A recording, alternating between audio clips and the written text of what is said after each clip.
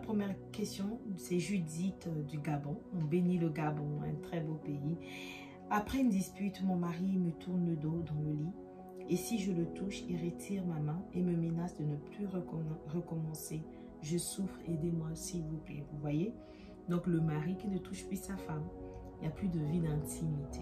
Et elle, malgré tout, elle vient vous toucher. Et vous venez vous retirer sa main. Il y en a même qui donne une petite tapette. Ne me touche pas. Ah, mais vraiment, vous êtes sûr que vous êtes l'époux de cette femme? Elle ne fait que son rôle. Elle a le droit de vous toucher, vous êtes son mari. Pourquoi vous dormez dans le même lit? Parce que c'est votre épouse. Alors, pourquoi vous faites ça? Vous menacez votre femme. Si vous me touchez encore, vous allez voir. Ne me touchez pas. Ne me touche pas. Parce qu'on se tutoie en général dans le couple. Si tu me touches, tu vas voir de quel bois je me chauffe. Non, pas ça. Laissez-la vous toucher. Laissez-la vous toucher. Vous êtes son mari. Détendez-vous et vivez un très bon moment ensemble. C'est important, profitez. La sexualité, un beau cadeau, un trésor, une bénédiction qu'on vous a donnée. Profitez-en, vous avez encore l'énergie. Vous savez, il y en a qui veulent mais qui n'arrivent plus. Suite aux maladies graves comme l'AVC, suite aux problèmes de santé, d'autres problèmes peut-être de santé. Donc pensez-y vraiment, pensez-y. C'est important. Deuxième question, Franchel de la France qui dit « J'ai constaté que mon mari découche souvent après une dispute. Disons qu'il préfère être seul dans une chambre d'hôtel, qu'il a besoin de calme. Dites-moi comment faire pour ne plus que cela ne se répète. » Donc, vous voyez, il y a des cas. Franchel, elle habite en France. Donc, son mari, après des disputes, préfère s'isoler, quitte à prendre une chambre dans un hôtel seul. Il veut être seul. Il veut être seul. Vous pensez que il y a des situations qui peuvent être très, très graves. Ou par exemple, vous venez de découvrir que votre femme vous a trompé. Il y a des hommes qui se disent non, pas la violence. Et c'est très bien. C'est très bien. Peu importe la situation, ne privilégiez jamais, jamais les violences. Vraiment, vraiment, ne frappez pas votre femme. Pas de coups, pas de bousculade. Mais prenez le temps de vous mettre à l'écart. Là, je peux comprendre. Une fois, voilà. Parce que votre femme ne vous trompe pas tous les jours. Et des situations graves, ce n'est pas tous les jours. Mais toutes les fois qu'il y a une dispute, vous allez prendre une chambre dans un hôtel pour vous isoler, pour être seul. Toutes les fois, si vous vous disputez 4 fois dans le mois, donc 4 fois vous découchez, vous êtes seul. Non, ça c'est plus normal. Ça c'est plus normal. Ça c'est un homme qui a un problème avec lui-même. Je ne sais pas ce qui s'est passé, mais probablement il a besoin d'aide. À chaque dispute, vous ne pouvez pas vous isoler comme ça, à passer la nuit dans une chambre d'hôtel. Il faut regarder, il faut vérifier si réellement il est seul dans cette chambre d'hôtel aussi. Oui, oui, oui, il faut vérifier. Voilà, c'est très important d'être vigilante en tant que femme ou bien d'être vigilant en tant qu'époux. C'est important dans le mariage, on travaille. La maturité, c'est aussi, voilà, veiller. Je n'ai pas demandé aux femmes de devenir des détectives privés. Je n'ai pas dit ça, de devenir des enquêtrices. Non, j'ai demandé à ce que si ça arrive tout le temps, vous devez vous rassurer, vous assurer tout simplement s'il est toujours seul, s'il n'est pas accompagné d'une autre femme. C'est important. Ok? Donc, comment faire pour ne plus qu'il le fasse cela? Le dialogue, parler avec lui, essayer de comprendre pourquoi il le fait à chaque fois.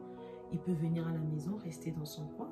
D'ailleurs, s'il revient à la maison, vous devez vraiment tout de suite recommencer à vous parler. Vous n'êtes pas des ennemis, vous êtes des alliés, vous êtes là pour un but. Et ça ne peut pas être normal de trouver à chaque fois que vous faites la tête, vous ne vous adressez pas la parole et les enfants au milieu de tout ça.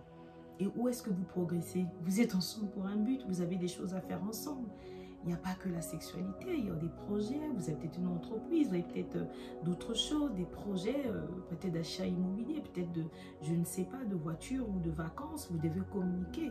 Et vous-même, après une journée au travail, peut-être que vous avez rencontré aussi des choses que vous voulez partager avec votre époux. Donc soyez à l'écoute, soyez à l'aise, mettez l'orgueil de côté, vraiment les couples travaillent ensemble, main dans la main. Et c'est comme ça que l'ennemi profite. Après, ça attaque aux enfants, ça attaque à votre santé, ça attaque à vos finances, ça attaque à votre communication, ça attaque à votre sexualité. Parce que tout le temps que vous vous éloignez sexuellement, par exemple, dans vos moments d'intimité, qui règne? Parce que celui qui a institué la sexualité, qu'est-ce qu'il a dit? Il vous demande de ne pas vous priver. Mais lorsque vous vous privez parce que vous êtes en colère, mais qu'est-ce qui se passe? C'est l'ennemi qui règne. Et nous avons tellement vu de dégâts, des couples qui aujourd'hui n'arrivent plus à être ensemble parce qu'ils sont restés longtemps sans s'unir sexuellement. Au tout début, c'était juste, je me suis fâchée, oui, je reste comme ça, 2 jours, 3 jours, et puis, sans s'en rendre compte, c'est 2 semaines, c'est 1 mois, c'est 2 mois, c'est 5 mois, c'est 1 année. Et puis là, plus rien ne passe. Vous voyez, un jour, je vous raconterai cette histoire. Et c'est comme ça que la femme étrangère s'est s'initier, parce que le mari ne pouvait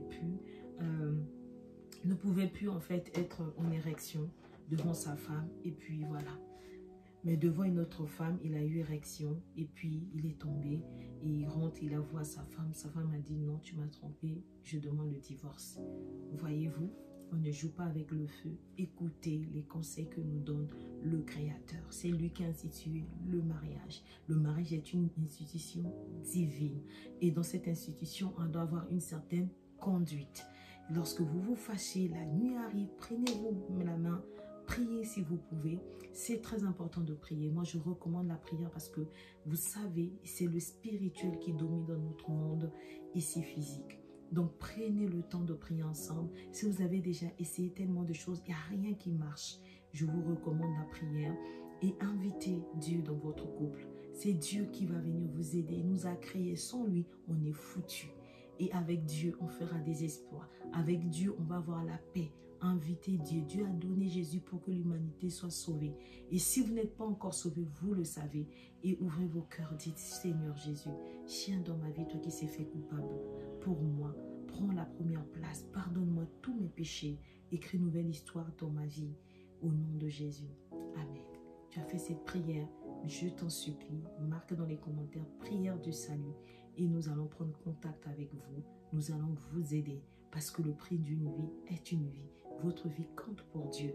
Et Dieu fait en sorte de passer même par cette émission pour vous toucher, pour que vous soyez sauvés et que vous soyez épanouis sur cette terre. Épanoui, ça veut tout simplement dire traverser même aussi les moments difficiles dans la paix. Et moi, je suis le message.